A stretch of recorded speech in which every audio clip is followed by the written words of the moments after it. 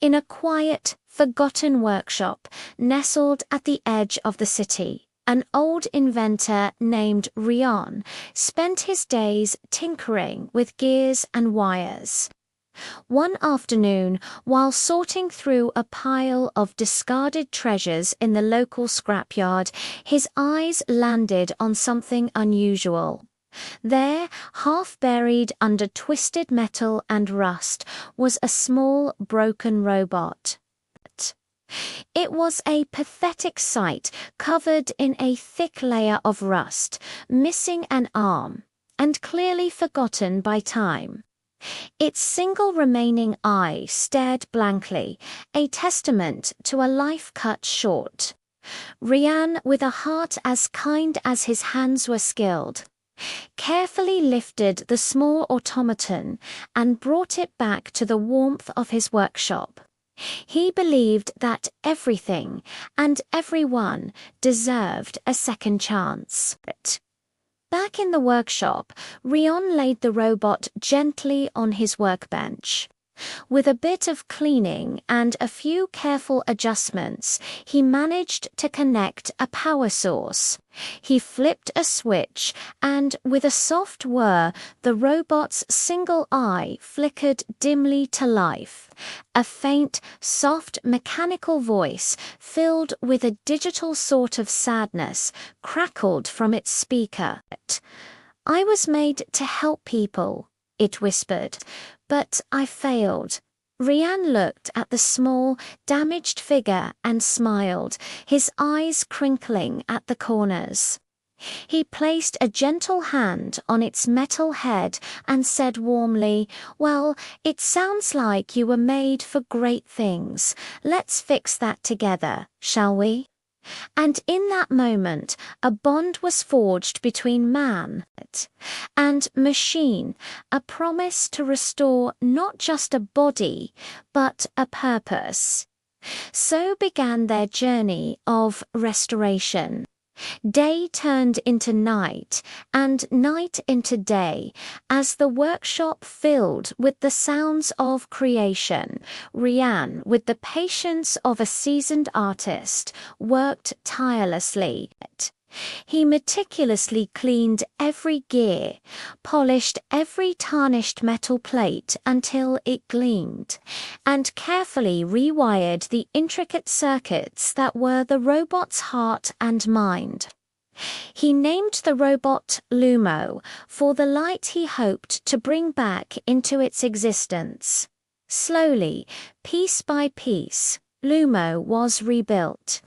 He learned again not just how to move his newly crafted limbs, but how to interact with the world.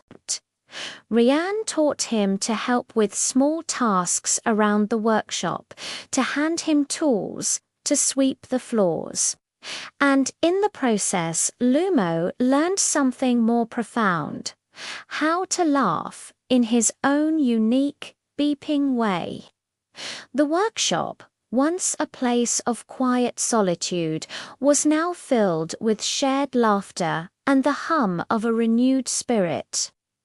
Their peaceful routine was shattered one dark and stormy night. A ferocious tempest descended upon the city, with wind howling like a wounded beast and rain lashing against the workshop windows.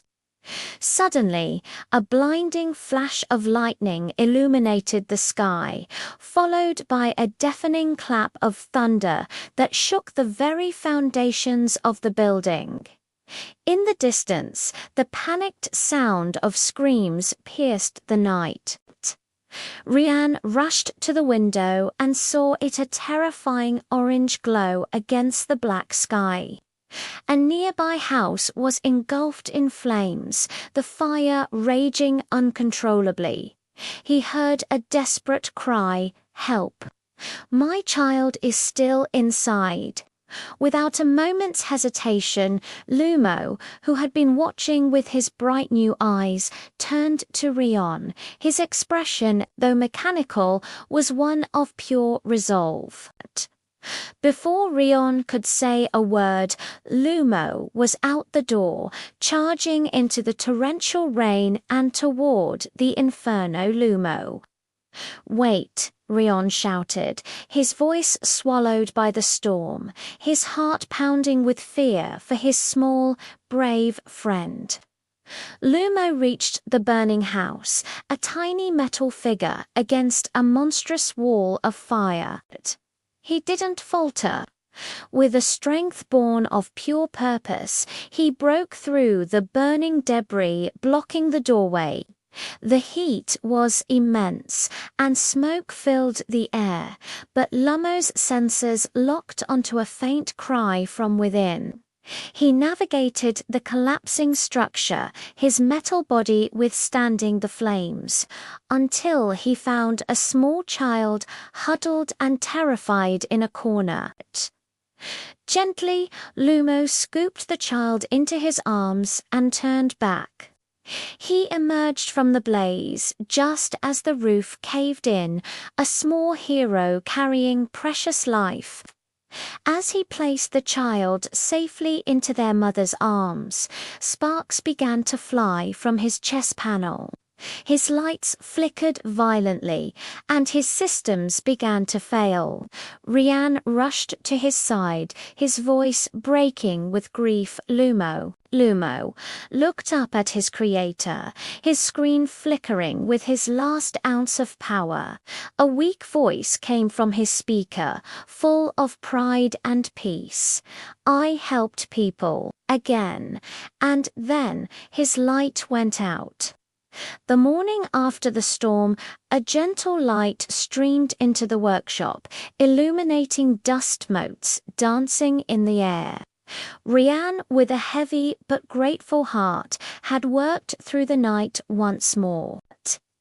He had rebuilt Lumo's charred body, piece by precious piece. He didn't reactive him this time. Instead, he placed the small, heroic figure by the window, where the morning sun would always catch his polished metal. Lumo stood there, a silent guardian, a small, powerful reminder. A reminder that our worth isn't defined by our imperfections or our past failures. It proves that even something that was once broken, discarded, and forgotten can rise from the ashes to shine the brightest light of all. Thank you so much for joining us on this journey with Lumo. If this story touched your heart, please give it a like and subscribe to our channel for more stories that inspire. We'll see you in the next one.